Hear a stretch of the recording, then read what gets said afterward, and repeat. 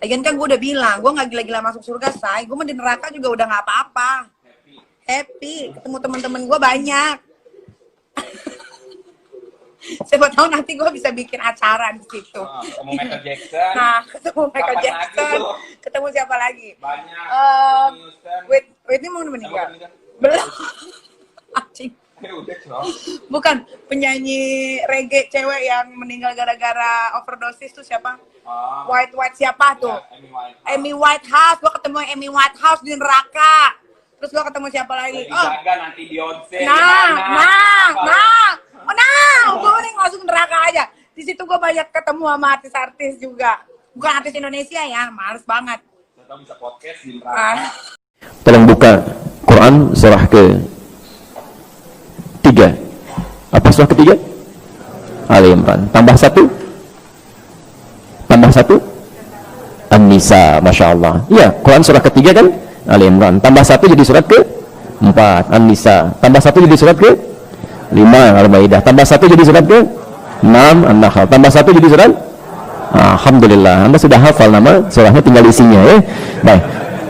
Quran surah An-Nisa ayat 93. Posisi paling kiri di pertengahan, kanan di pertengahan. Quran surah ketiga 4 An-Nisa ayat 93.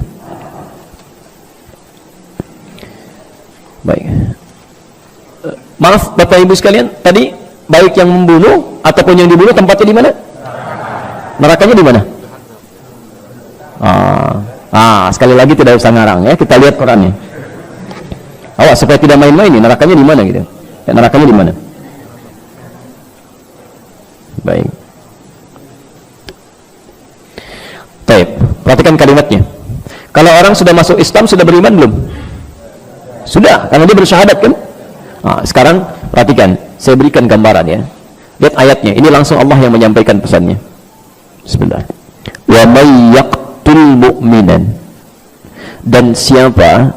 Sekarang coba lihat kalimatnya. Ada huruf ya di situ? Ada. Pelan-pelan ada huruf ya ya? Baik. Kalau ada huruf ya berarti tadi maknanya apa? Masih ingat teori kita? Sedang atau akan kan? Sedang atau akan kan, bukan telah ya. Kalau ya-nya dihilangkan tinggal kotala kan?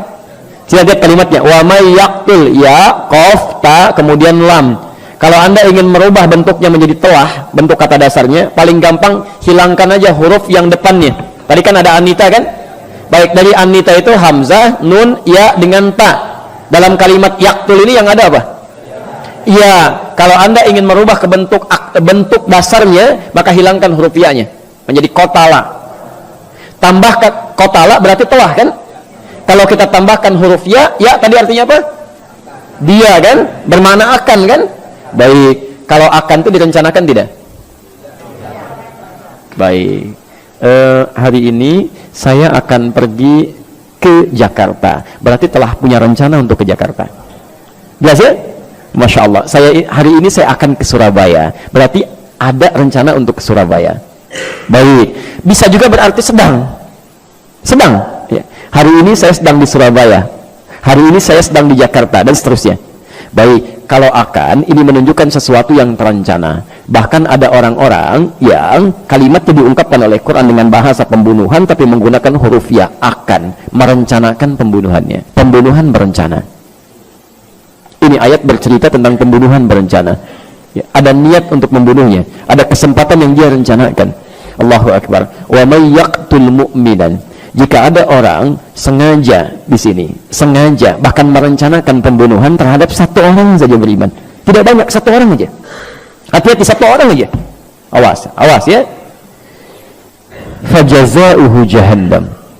Maka tempatnya langsung di neraka jahannam, kata Allah. Bukan neraka biasa lagi, neraka jahannam. Saya ulang, neraka jahannam. Fajazauhu jahannam. Ya. Awas, pelan-pelan di sini. Lihat. Jadi ada pembunuhan yang sifatnya biasa, pembunuhan yang tidak direncanakan. Terjadi suatu hal, cekcok di jalan misalnya kan, ramai ribut sana sini, tiba-tiba dibenturkan ke aspal, meninggal salah satunya. Dia tidak rencanakan sebelumnya, final, tempatnya di neraka. Tapi bagi orang-orang yang merencanakan pembunuhannya, saya memang nggak suka sama dia, saya buat situasi di jalan, cekcok, saya akan benturkan ke aspal misalnya. Dia rencanakan, itu bukan neraka biasa, neraka jahanam. Ya, neraka jahanam. Apa bedanya neraka biasa dengan neraka jahanam? Ya, saya ulang, apa bedanya neraka biasa dengan neraka jahanam? Sekarang kita gunakan Qur'annya aja. Ya, Quran surah keempat masih di ayat di surah yang sama, ayat 56. Ayat 56, posisi paling kanan di pertengahan di mushaf standar.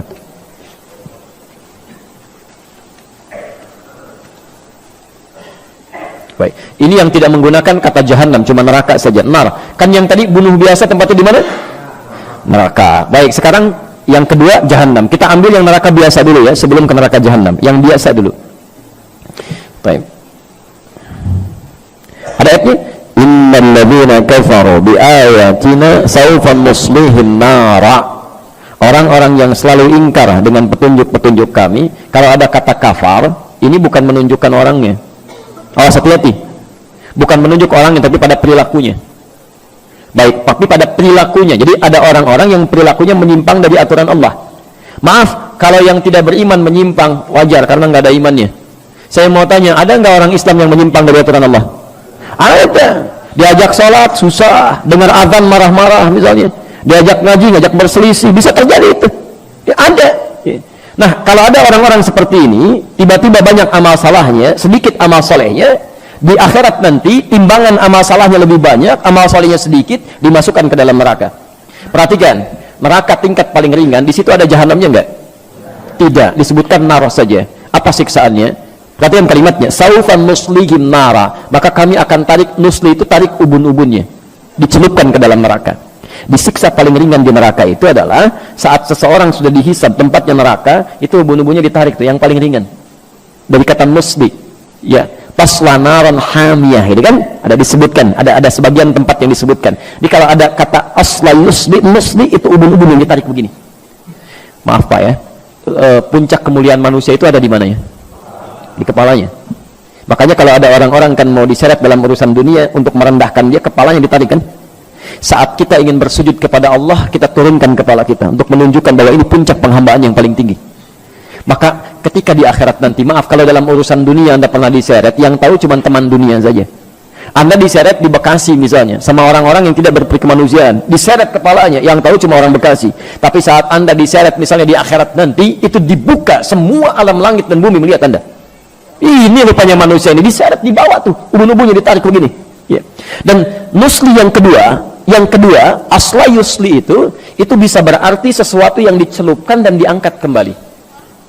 Pernah bikin teh celup? Teh celup? Pernah? Halo? Ya, teh celup itu kan masukkan, angkat begini ya, masukkan, angkat. Nah ini neraka yang paling ringan siksaannya, diambil ubun-ubunnya, dicelupkan ke neraka, angkat begini, celupkan, angkat. Jadi ada malaikat yang memang tugasnya cuma celup, angkat gitu. Ya, bukan angkat biasa, bukan celup biasa. Kullama nadijat juluduhum, begitu dicelupkan begini, hancur semua tubuh plus dengan kulitnya. Kenapa di sini disebutkan kulit? Ya, kulit sebagai perwakilan dari seluruh anggota tubuhnya, karena kulit ini bagian dari indera perasa yang sangat tajam. Ya, pekat. Ya, jadi kalau kulitnya ini diibaratkan dengan lukisan kulit di sini, seakan-akan bahasanya bukan kulit kalau ingin terjemahkan lebih luas. Seakan-akan ingin mengatakan, maaf, ketika masuk ke neraka ini, itu sakitnya menjalar ke seluruh bagian organ tubuh. Bukankah saat kulit itu kena, kemudian yang lain merasakan? Ya. Maka kata Allah, saya akan buat rasa nih, ketika dicelupkan semua organ tubuhnya merasakan. Jelas ya? Tapi nggak sampai situ, gitu hancur semuanya. Ya, perhatikan, baddalnahum juludan ghairaha, diangkat lagi, sembuh lagi, celupkan, hancur lagi, angkat, sembuh lagi. Baik, informasi saja, satu harinya sama dengan, tahu dari mana?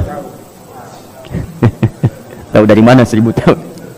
Baik, Quran surah ke-32 itu kan? Ya, surah ke-32 itu kan saja yang kita bacakan dalam setiap Jumat itu kan. Baik, dari ayat kelimanya itu, fi yaumin kana miqdaruhu alf sanatin mimma ta'udun. Dalam seharinya malaikat naik hitungannya sampai dengan 1000 tahun. Sehari sama dengan 1000 tahun. Baik, jadi kalau ada orang, maaf, masuk ke neraka itu neraka biasa sehari aja, itu hukumannya sama dengan 1000 tahun di dunia. Satu detiknya sama dengan kurang lebih 48 hari. Jadi kalau ada yang dicelupkan 1 detik aja ke neraka biasa, sedetik aja, celup sedetik, itu sakitnya sama dengan 48 hari.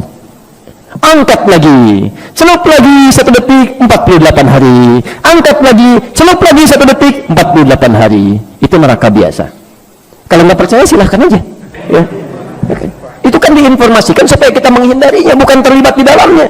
Ini kan aneh ini, diinformasikan masih mau terlibat di dalamnya juga. Makanya kata para ulama, manusia ini memang agak aneh itu. Bahkan sekarang kalimat aganya jadi semakin hilang, pada aneh. Ya, ingin masuk surga, tapi selalu melakukan perbuatan yang menjauhkan dia dari surga. Ingin menghindari neraka, tapi senantiasa mengerjakan perbuatan yang menjerumuskan dia ke dalam neraka. Kan aneh.